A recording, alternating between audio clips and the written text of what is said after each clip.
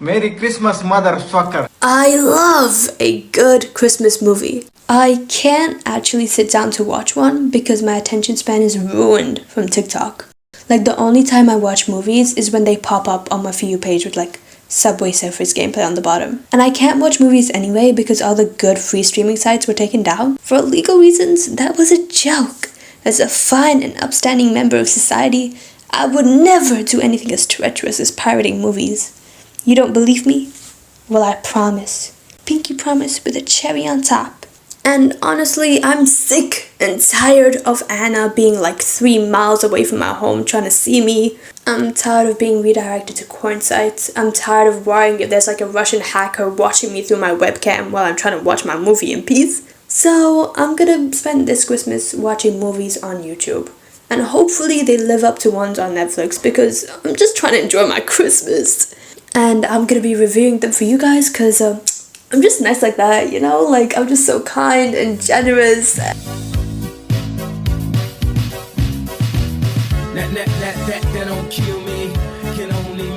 So first of all, we got the animated Grinch ripoff, The Grunch That Stole Christmas. So first of all, we got like our main character Larry, and Larry, you know, he's not like other reindeer. He hates Christmas. And he thinks that it's getting boring, and he thinks the other reindeers are glazing Santa too hard.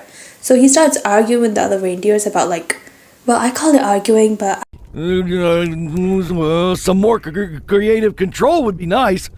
Oh, was that Simlish? What did he just say? And then we meet our main villain, who is apparently the warthog from The Lion King. But now he's called the Mighty Bunyan.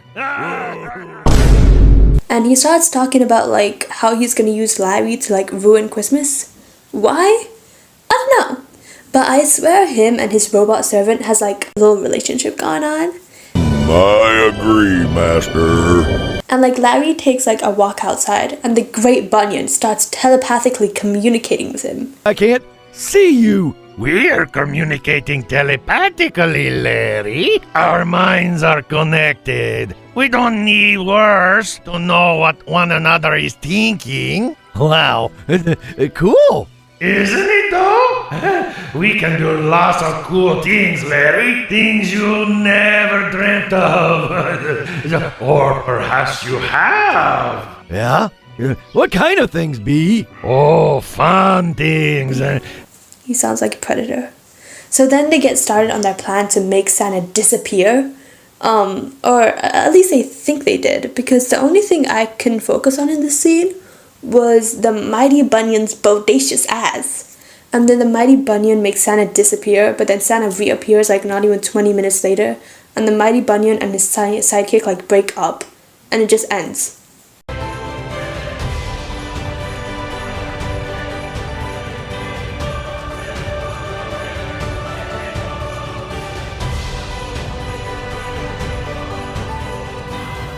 Low-key, after watching that, I literally just sat there and I stared at my screen for a good 5 minutes to reflect on life. First of all, the character design was ass, because why did all the characters look traumatized as fuck? And the animation was so questionable. The mouth movements never matched up to what they were saying, and they kept tweaking out whenever they were talking. The plot, I didn't understand it. Like, I felt like they kept adding jokes for like... I really want to see your in-laws! Those are fine powers to have, Selwyn. Indeed! But like, no one over the age of 5 is like watching this seriously, so... Next, we've got Rhapsody Street Kids. Believe in Christmas. Oh, in Santa, sorry. And we're already off to a solid start, because you're blessed with some amazing bars right off the jump. These bars are so fire, the bus literally starts smoking.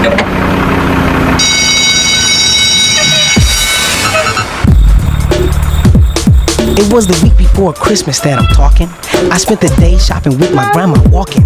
All through the crowded mall, the pump and deck, the halls, pine trees with lights and all, and I'm just gawking. Cause all the toy stores are looking mighty packed. Electronic toys, video games, balls and bats. I saw a scooter with a motor that was flat. I hope there's room in Santa's sleigh just for that. And just when you think it stopped, it starts again. Though it's cold outside, it's warm in my soul. Gotta get a gift to give to beautiful Nicole. And reveal that our main character Ricky, he's all about the giving, not the receiving, as he wants to give a gift to his beautiful snow bunny Nicole, but he can't because he's broke. So he decides to give like the bear that his dead mom gave him to Nicole. And the next day we see Ricky trying to rizz up the hose. You know, he's just trying to be like the nonchalant dreadhead he is. Nonchalant dreadhead, stop shaking your dreads, you're distracting the girl. My bad, teach. Oh, my bad.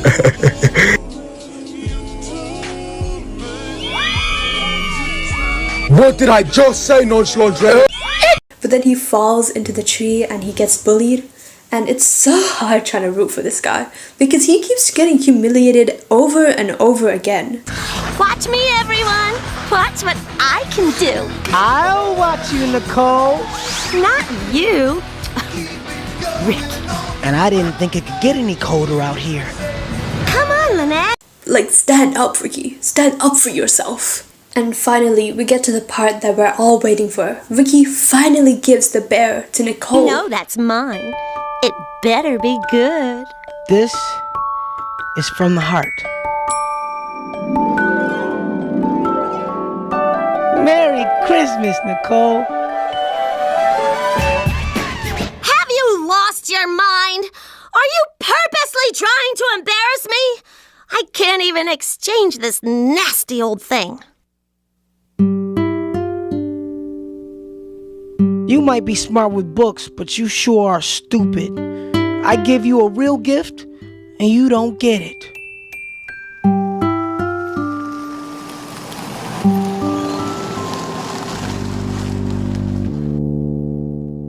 Hey, brat! Who do you think you are, treating people the way you do? It's really gross that Ricky likes you, but he's my friend, and you're not. Whatever. And this is where we meet his grandma. And apparently rapping just runs in his family because every time she talks, she just lets out this sick beat. You just got to go for another it. Isn't that what Santa does? It was from my heart. Oh, see, for the She doesn't get it. Christmas. Like, he writes this really sweet letter to Santa, but it doesn't make it to the letterbox and it ends up in front of Nicole's porch. And then she finds a letter from Ricky and she feels so bad about throwing the bear away. So she starts like rummaging in the bin to like get it. Then Nicole buys Ricky a present and then they make up. And then that's the end. If I'm being honest, I really enjoyed watching this. Like, I laughed, I cried, I shat my pants, I did everything in between. I'm definitely watching this again next year. Next movie, The Christmas Light. We start off with Santa looking at some stocks, saying like his toy production is slow. So his inventor, elf Isaac, builds like what is essentially like a 3D printer. Then we meet what happens to be my favorite character in this movie, Burden Lemon. Now Burden Lemon, he's jealous of Isaac. So he builds like a 3D printer as well, but this printer sucks ass, and the toy immediately explodes. I assure you it will work fine when the time comes. Well, it does look like it has promise, but I can't use it. It's just too dangerous. But why? What do you mean? Like, the toy literally just exploded. Do you want to be sending bombs to children? Then Burden Lemon starts having this crazy monologue over like a sick beat. It's quick! It's easy! It's even fun! It proves that I'm the one! I'm the one! And then he dies. No! He's gone. Burton's gone. Poor Burton. But then he returns like as a snowman with some like pretty sick eyebrows, I have to say. And then he starts like talking about like how Santa had his way with him, which is kind of questionable. And you will rue the day you had your way with me. And then he just flies away. Then we meet the main protagonist, Jennifer, and her little brother. The little brother doesn't matter though, but he has this like adorable voice, like you just have to listen to it. Jennifer, it's snowing so hard. How will Santa ever get here? Then Santa appears like just out of nowhere. Okay, so when I turn up into little kids' houses, it's not okay, but when a white man does it, it's suddenly fine. Alright, I see how it is. Then Santa kidnaps her like onto a plane, and they have a face-off against the snowman. And like Isaac desperately wants to kill the snowman, but then Jennifer's like, no! So like the snowman turns into like a giant fist, and he ends up like fisting them. So then they crash land in the middle of bum nowhere. Then Jennifer and the snowman end up having like a rap battle in this cave. A Christmas light is inside you, in your heart. Ain't no way, there ain't no way, there ain't no way, no matter what you say. Then the snowman turns into a dick and dies. But then Burton Lemon pops out of nowhere, so that's our happily ever after. I could make so many jokes about the shape of this cave, but I'm gonna try and be mature. Overall, this film was ass, but it was kind of funny. Like, the animation was kind of smooth, even though Santa walks like he's holding in a humongous shit. Like, the movie wasn't that bad. And for the final horrible Christmas movie review, we've got The Polar Express. Now, I'm only like doing this movie because it was actually available on YouTube, but now I think it's deleted, but yeah. And I know some freak is gonna be like, oh, but this Christmas movie, it's so good! Like, it's actually like the best Christmas movie ever, and it's such a Christmas classic. Okay, and you're probably a pedo, because why are you getting so excited over a movie about little kids taking the train? And we're teaching kids horrible life lessons by letting them watch this movie, because why would you get on a random ass train? Like, that's a one-way ticket. It's like getting all your organs harvested and getting jumped in a random ass alley. And the characters in this movie are also creepy as fuck. Like, when I watched this movie for the first time when I was a kid, I had nightmares about it for weeks! Weeks. The train conductor kind of fine though. I'll definitely 100% take his train. What? That's it for this week's Christmas video. I love you so much. I hope you have a really good Christmas. Grandma, you always know just what to say. Christmas!